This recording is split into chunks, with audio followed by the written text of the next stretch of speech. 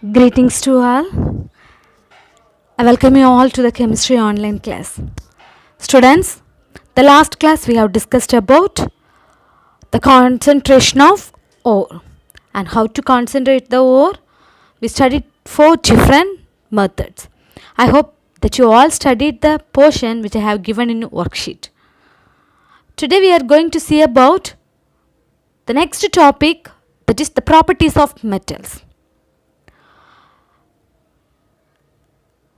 Elements have been divided into metals, non-metals and metalloids, isn't it?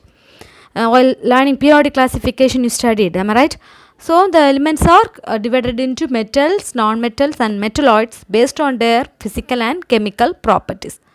Today we are going to see what is the properties of metal or how the metals differ from non-metals. The first one, physical state. We know that 3 states of matter is there, isn't it? Solid, liquid and gas. So mostly the metals that exist as solid forms. Okay, my students? Mostly the metals exist in which state? Solid state at normal room temperature. At normal temperature, metals will be in the form of solids. Except mercury and gallium. Mercury is liquid and gallium it's solid, but at high temperature, at hot conditions, it starts to melt, okay, and form liquids. Okay, ma? So all the metals that exist in solid state except mercury and gallium, it becomes liquid form in hot conditions. So the mercury is liquid in nature, remaining all the metals that exist in nature in the solid forms. Okay, because in that the molecules are tightly packed. Okay, that is 2 atoms together. Okay, like a crystal or lattice, it is tightly bonded. So most of the metals they form what? Solid. The next one is luster. What is meaning of luster? Luster means shiny appearance, isn't it? We know that most of the metals give shiny appearance. They reflect light when it falls on it. When it falls on the surface of the metals, it starts to reflect light. And also we can polish the metals to make it very shiny. To make it very shiny, we can polish some metals. Can you say some examples for the metals which is highly luster? You know, isn't it? Gold, aluminium, etc. Isn't it? Silver, etc. show shiny appearance on polishing. The next one is hardness. So what is the first property? Physical state. What is physical state? They exist as a solid form. The majority of the elements exist in a solid forms. In that molecules are tightly packed. Second one, luster. Most of the metals they show what property? They possess high luster, shining appearance. Okay. Third one, hardness. Most of the metals are hard and strong. You know that metals are hard and strong, which is used for various purposes, isn't it? Metals are used for making utensils since they are very hard and strong. Then for the parts, okay, for the making batteries, parts of the car, to make the alloyed metals of used in the making aircrafts, the parts of the aircraft, pressure cooker, etc. So due to their hardness and strong, they are okay. So most of the metals that are exist in very hard and strong, but except sodium and potassium that can be cut with knife because they are very soft. Except sodium and potassium, okay, remaining all the metals are hard and strong. Even sodium and potassium can be cut with the knife, so they are very what? Soft in the sodium and potassium are very soft in nature, remaining all are hard. The next property is melting point and boiling point. For every element that has its own melting point and boiling point. Usually the boiling point of water, 100 degrees Celsius, isn't it? But this metal possesses very high melting and boiling point. At a high melting point only melt. Which one starts to melt? Our metal starts to melt, and it can be also vaporized at a high temperature. At a high temperature, we can convert the metal into its vapor state. Except what are the metals? Gallium, mercury, and sodium, potassium. Because already gallium, I said, no, it is little, that if the temperature of the varies from the normal temperature itself, they start to melt. Okay, gallium, mercury already in liquid temperature, liquid. Sodium and potassium, it's a very soft metal, so it also starts to melt at a low temperature. But remaining all the metals, they need high melting point and boiling point, and at a high melting point they start to vaporize. They start to what? Vaporize. Have you understood, students? So melting point and what? Boiling point. So for example, the boiling point of is 660 degrees Celsius. Okay. So the aluminum starts to melt at what temperature? 660 degrees Celsius. So the melting point of aluminum is 660 degree Celsius. Okay. And what the metal which have high melting point is tungsten. Okay. Which need high temperature to melt and to make it into vaporize. The high temperature of which metal need means it's a tungsten. Tungsten metal, it needs what? High temperature, whereas which needs low melting point is gallium, mercury, sodium and potassium. Have you clear, students? Next we are going to see about what? Density. Next we are going to see about density. Usually metals have high density. Why? Means the thickness is more, isn't it? Because there the atoms and molecules are densely packed. The atoms are densely packed, so they have what? High density. Except sodium and potassium, since only they are very soft because it is not tightly packed. Okay. So, and also it has very less density for sodium and potassium. If you take a sodium and potassium metal and if you put it in the water, it floats on the water. Sodium and potassium will float on the water because it has density less than water. It has thickness less than the water. Okay, students? So density, metals usually possess what? High density because of the arrangement of atoms in it. But except which one? Sodium and potassium, because it has very less density, so that if you put it on the water, it float on the water. Have you clear? Students, iridium and osmium are the two metal which has the high density when comparing to all. When comparing to all the metals, iridium and osmium has the highest density, whereas lithium, sodium, potassium all has less density. Okay, like sodium and potassium, lithium also has what? Less density, but osmium and iridium are the highest density containing metals. Next we are going to see about ductility. Next term or next property regarding metal is what? Ductile, or you can say ductility. The meaning for ductile means it can be drawn into thin wires. Ductile means what? Which is a substance that can be drawn into thin wires is called as what? Ductile without breaking. You know that, isn't it? Copper, it is used to what? For electricity, isn't it? Copper wires are there. Copper is more ductile in nature. Gold is more ductile in nature. They can be drawn into thin wires for a long, isn't it? So ductile means the metals that can be drawn into thin wires without breaking is called as what? Ductility. So metal is the most ductile substance, isn't it? Metal, that is gold, silver, copper, aluminum all are have what? More ductility that can be drawn into wires. Okay. For example, 100 gram of copper. 100 gram of copper can be drawn into wires for 200 meter long. Okay, that much they are ductile. Have you understood? 100 gram of silver can be drawn into thin wires up to how many meter long? Means 250 meter long. Like that, gold also a very ductile element. It can be drawn into thinnest form. Okay, even 1 gram, we know, isn't it? You can stretch the 1 gram of gold into long, isn't it? So gold copper, silver, aluminum all are more ductile in nature, isn't it? Copper wires are there, aluminum wires are there, silver, etc. can be drawn into wires. That is called as what? Ductility. That character of the elements only called as what? Ductility. The next property is malleability. What is malleability? Ductile and malleable. Ductile means metals that can be drawn into wires. Malleable means they can be make it into sheets. Okay, thin sheets. Thin wire means ductile. Thin sheets means malleable.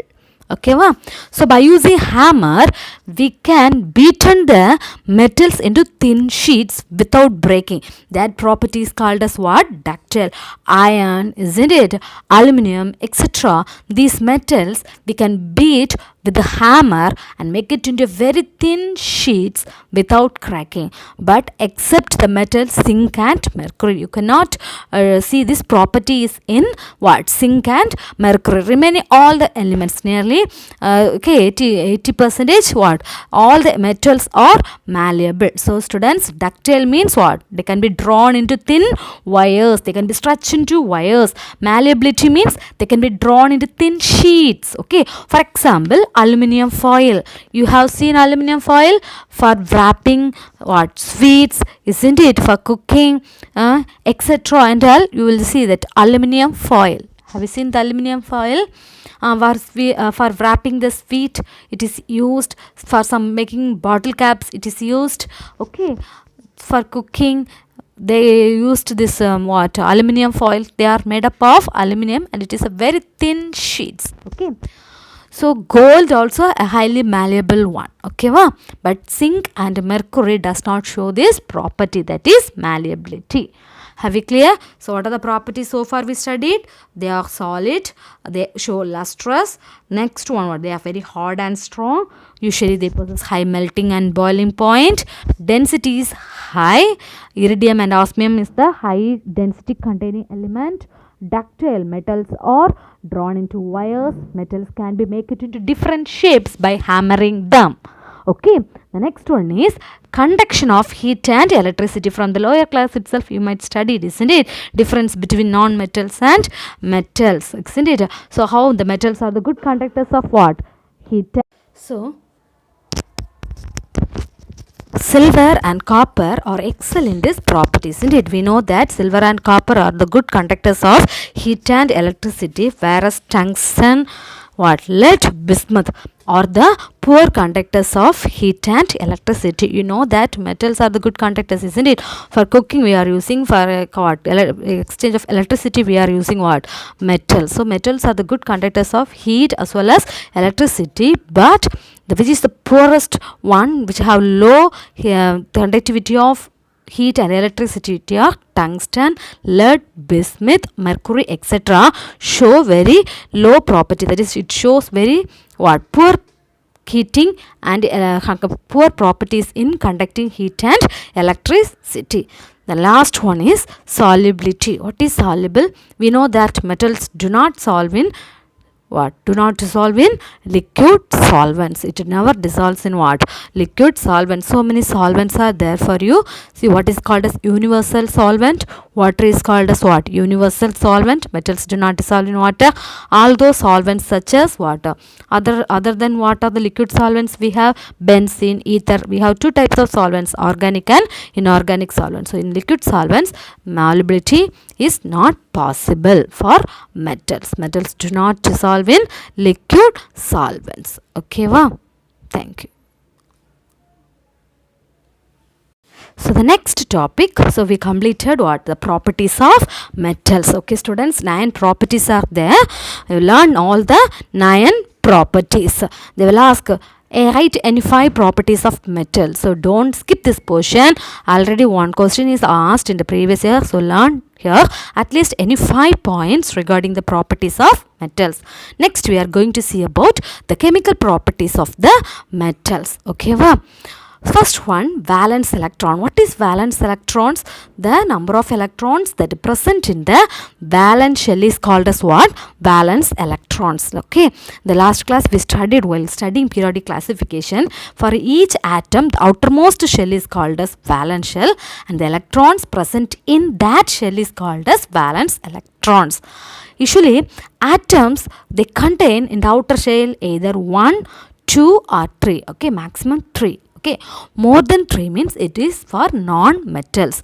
For metals, the outermost shell contains either 1 or 2 or 3. For sodium, you take the outermost shell contain 1. Magnesium, if you take and see the outer shell, it contains 2. Aluminium, outermost structure, it contains 3. So, the metals usually possess the valence electrons from 1, 2, 3 in their outermost shell. 4 to 7 is what? The non-metals. 4 to 7 is for what? The non-metals. Carbon 5, isn't it? So, outermost shell contains what? Either 1 electron or 2 electrons or 3 free electrons which take part in chemical reaction. The next one is formation of ions. Okay, mostly the metals are electropositive and the non-metals are electronegative, isn't it, students? Because metals, they lose their outermost electron. Either it can lose 1 electron or 2 or 3, okay, to form the ionic bond. So, they lost the electrons during chemical reaction and they become electropositive, isn't it? Here are some examples. See, sodium at the neutral state, it does not have any charge. It is neutral without charge. But when it is loose electron, it gains 1 positive charge and it's become what? Electropositive. Magnesium lost 2 electrons and it is become it receives 2 positive charge. If the metals lose 3 electrons, they get what? 3 positive charge. So, most of the metals are electropositive in nature and non-metals are electronegative in nature, or else you can say metals are the donors of electrons.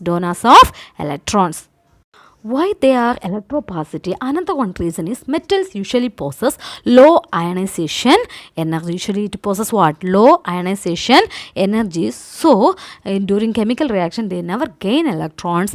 They lost their electrons during chemical reaction. Next one is discharge of ions. Okay. During electrolysis. What is electrolysis? Did you hear this word before? Electrolysis means electrical energy is to produce chemical change. Among the reaction, we will use electrical change. Electrical energy is used to produce the chemical change, that is called as electrolysis. So, what is electrolysis? Electrical energy is used to produce the chemical change.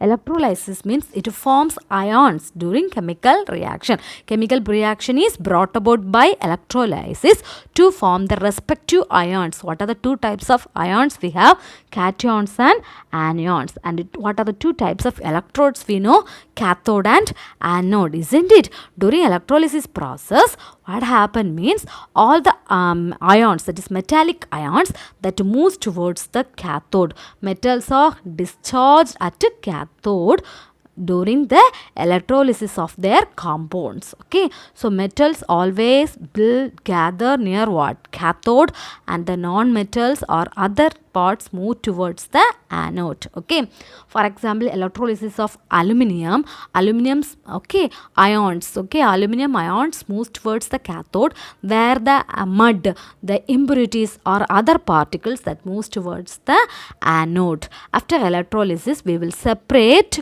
the aluminum that is deposited at the cathode and we will purify. That process is called as what? Electrolysis. Okay, refining process. Electrolysis also we can call it as one refining process, isn't it?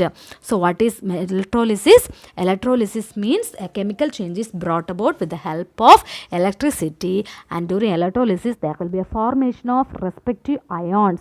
The compounds split into their respective ions. For example, water means H plus and OH minus.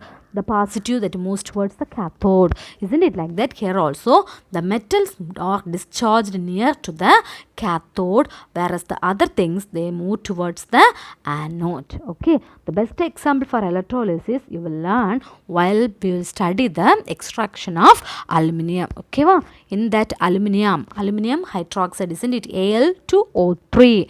Do you remember? Al2O3 aluminium. Okay, alumina or the ore of aluminium. While electrolysis, aluminium moves towards the cathode, where the oxygen moves towards the anode. So usually metals are discharged near to the electrode cathode. Near electrode cathode. What is the charge of cathode?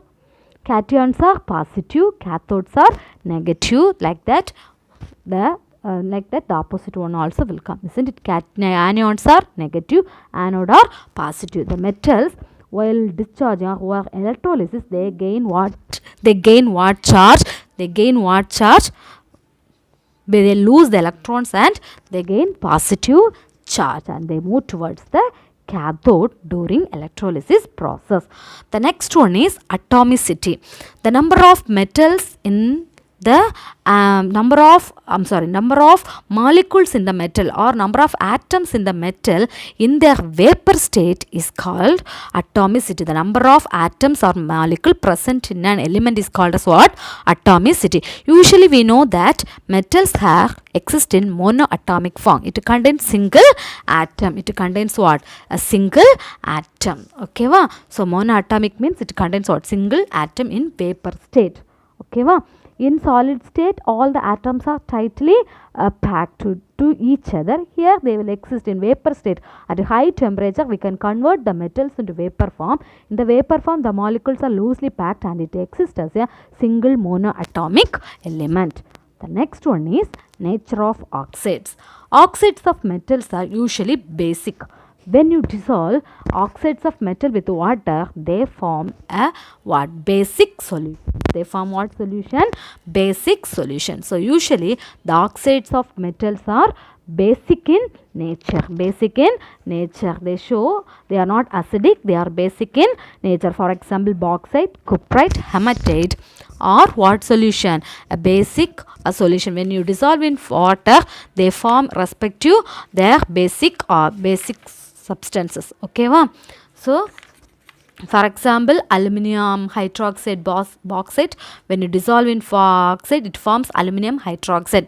Alumina, bauxite, okay, Al2O3, when you dissolve in water, it forms respective basic oxide, that is aluminium hydroxide, OH.